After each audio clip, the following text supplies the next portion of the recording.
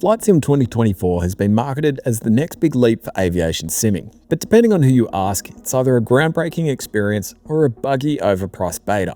But the big question for me is, can we still call this a simulator? As a recreational pilot, I rely on flight sims to practice routines, procedures, and build out situational awareness when I'm not out flying in real life. But the current generation of Flight Sim 2024 has left me wondering, can I still use this for basic practice on my flying skills, or should I treat this solely as an arcade game? Now, I know that none of Microsoft Flight Sims are commercial grade simulators, but this doesn't mean they don't offer some value to recreational and private pilots for practicing procedures and routines who want something a bit more immersive than old-fashioned chair flying. So in this video, we'll compare some of my real-world flight footage to Flight Sim 2024 and talk through the comparisons between the two. We'll break down the good, the bad, and whether Flight Sim 2024 still feels like a simulator or does it feel like something else entirely. First up, let's talk about aircraft selection. For me, flight sims are all about practicing routines and procedures in aircraft that match what I fly at my local club. By default, Flight Sim 2024 gives you a pretty broad selection of aircraft to choose from, but surprisingly none of the aircraft I have access to are currently in Flight Sim 2024. Where I'm flying, you could take your pick from Tecnam Eaglets, Piper Warriors, Archers, Arrows, or even a couple of Cessna 172Ms. And sure, Flight Sim 2024 has the 172 SP, but this isn't nearly the same as a carbureted, slightly battered 11,000 hour 172M that I'm used to. This is a fuel-injected model where the engine starts first time, every time, the doors close with precision, and it's paired with the G1000 screens that move critical controls and instruments for me into different locations. So when you're practicing flows and building muscle memory, these differences matter. And while the marketplace is still offline and you're stuck with the default offerings, Flight Sim 2024 for me simply doesn't have the aircraft variety to meet the needs of recreational pilots looking for that level of realism. At least not yet. Once the marketplace opens up, I think we'll see some great options. I think the Just Flight Warrior in Flight Sim 2020 is one of the nicest and best modeled GA planes out there and would love to see that included in Flight Sim 2024. But for now, the aircraft options for me, despite being quite broad, actually feels a little thin. Despite the current lack of aircraft, Flight Sim 2024 does start to shine when modeling airfields in pretty decent detail, even the uncertified ones. Take my local field, Bacchus Marsh for example. In real life, the URSA documentation is pretty basic and doesn't even include runway length. And previous sims like Flight Sim 2020 have struggled to represent the finer details of airfields like this, like the distinct run-up bays, displaced thresholds, or runway expansions for turning zones.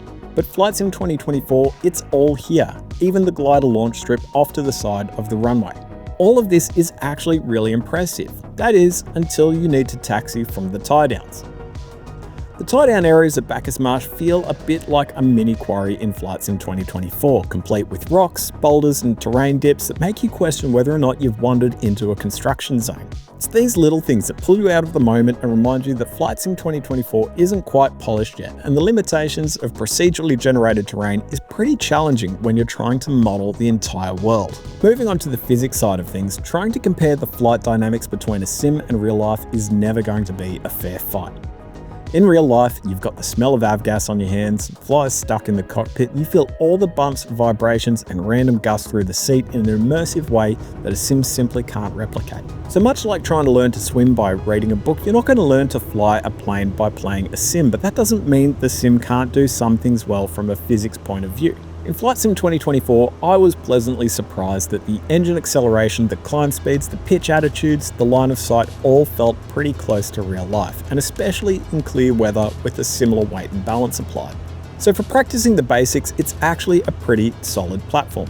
As we fly our circuit and we turn onto the downwind leg here, we can see that Flight Sim 2024 yet again starts to show its dual personality. On one hand, the vibrant scenery colors and stunning visuals are pretty impressive. The greens are greener, the browns are richer, and everything feels like it's been enhanced for impact. But in the real world, colors tend to blend together. The fields and paddocks below are muted, and that makes a big difference when you're out flying a cross-country nav exercise and trying to pick out an airport from about 10 to 15 nautical miles away. In Flight Sim 2024, runways stand out like neon signs, and in real life, you're squinting, scanning, and second-guessing every paddock that looks remotely like an airstrip. For someone like me who uses sims to practice navigation, this is where Flight Sim 2024 really starts to feel more like a game than a simulator, and the level of realism is a little bit lost. Flight Sim 2024 does deserve credit though for capturing the small details in the scenery. After you've flown a circuit at an airfield a few times, you get a sense of visual cues which you can use as indicators to see how you're placed on your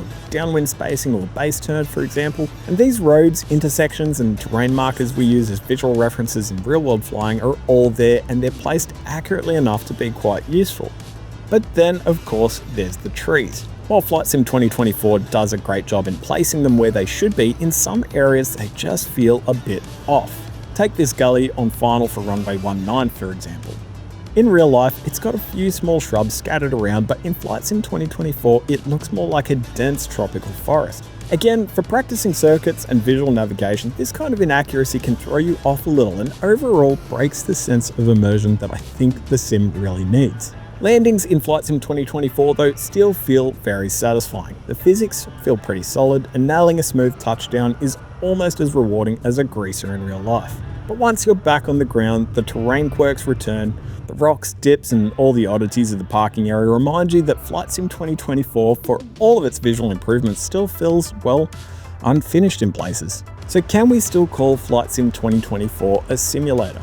Well, the answer depends on what you're looking for and where you're willing to draw the line in the sand between game and real life. For some, the bugs and quirks might not matter. They'll focus on the fun of flying and exploring career mode and jumping into different aircraft that they'll never have the opportunity to fly in real life. And honestly, I can see the appeal of that.